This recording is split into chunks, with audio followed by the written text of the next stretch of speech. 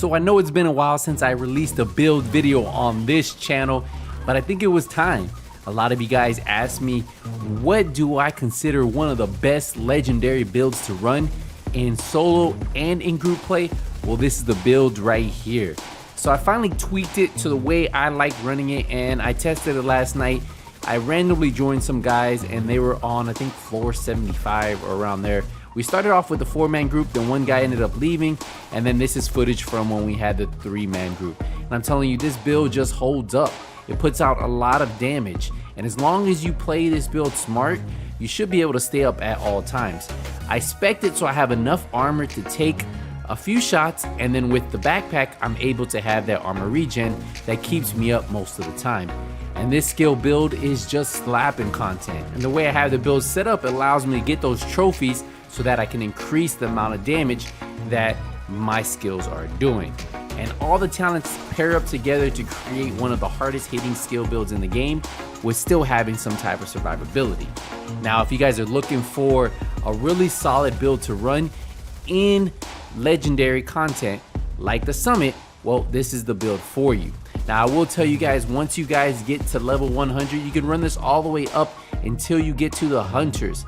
And that's where I would recommend switching to some type of shotgun Scorpio build, and that will be the best thing for you. So for the first part, you can run this, and then once you get to the door that goes to the Hunters on level 4-100, then I would recommend swapping to that.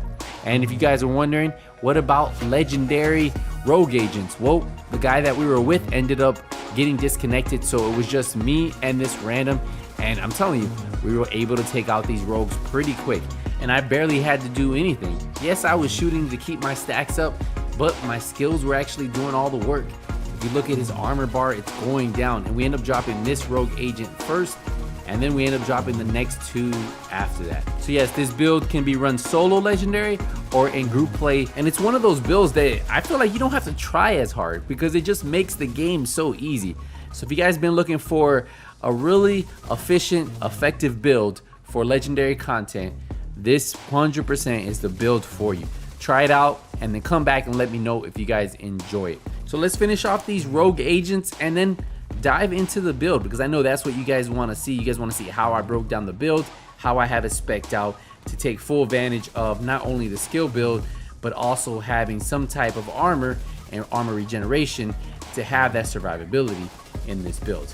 And don't worry, you guys are going to see one last rogue agents. Let's finish this one off right here, and then we'll get right into the build.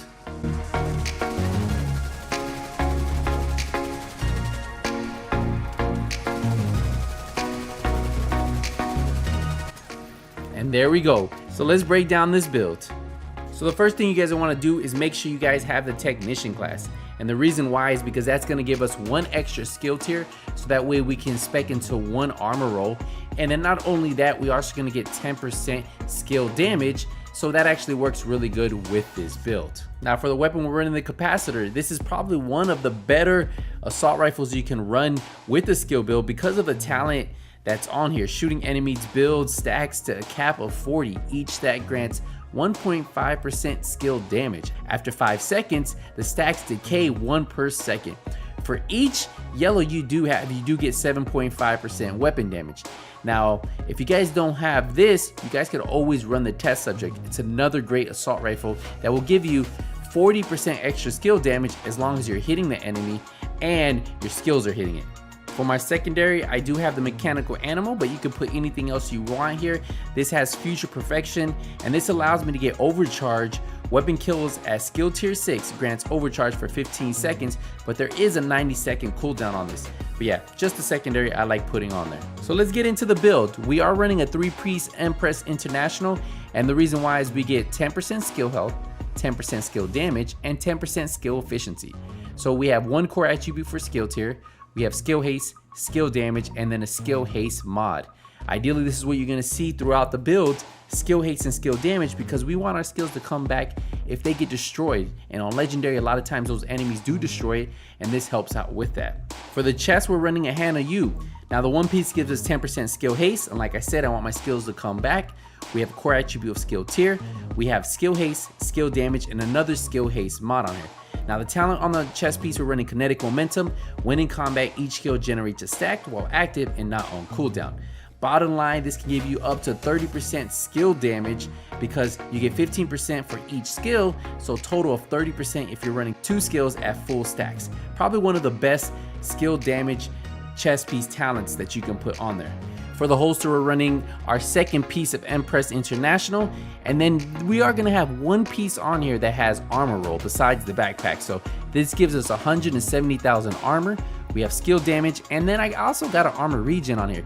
And since I'm gonna have a stack of 3% armor regen on this build, plus this extra 4,800, it's actually pretty good. But you could also put skill haste here too. For the knee pads, I'm running the Wyvern knee pads. This gives us skill damage 10% for the one piece. We have skill tier, skill haste, and skill damage. For the gloves, we have our third piece of Empress. So we have skill tier, skill haste, and skill damage. So you guys should see the trend, skill haste and skill damage throughout the build.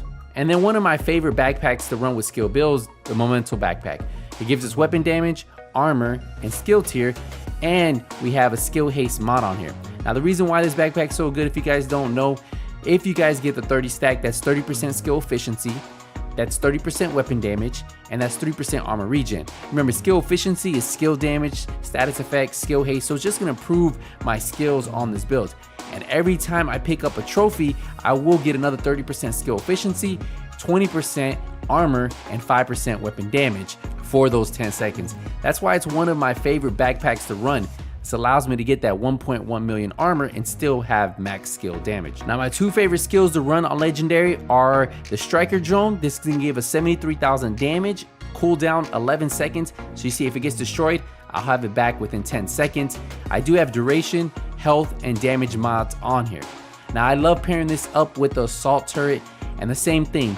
Look at the cooldown time on that, 11 seconds, damage 117 seconds. And this all improves with the Memento backpack. So once I have a 30 stack, I have 30% skill efficiency, so all that damage, all that skill haste, cooldown is gonna be better. We have damage, health, and skill haste mod on this.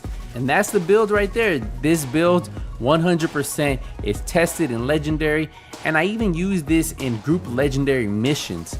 So if you guys have been looking for a build to run in group Legendary missions, well, this is for you. But most of you guys are probably looking for good Legendary Summit builds, and this will work solo or in group play. If you guys have any questions on the builds, if you guys have any suggestions on how you would tweak it, let me know in the comment section. Builds can always be tweaked to your play style. The reason why I do like the extra skill haste on this build is because if my turret does go down for any reason at all, the faster skill haste will allow my turret to come back that much faster. But a lot of times, I don't even have to worry about that, because if I place my turret in the right location, it should stay up. But it's there because if I do lose my Striker Drone, if I do lose my Assault Turret, I can get it back. 10 seconds isn't hard at all, and that means that kinetic momentum can be back in play, and I can gain that extra damage towards these enemies. So don't forget to leave a thumbs up if you guys enjoyed the video. If you have any questions, use the comment section. But until the next one, Nothing But Skills is out.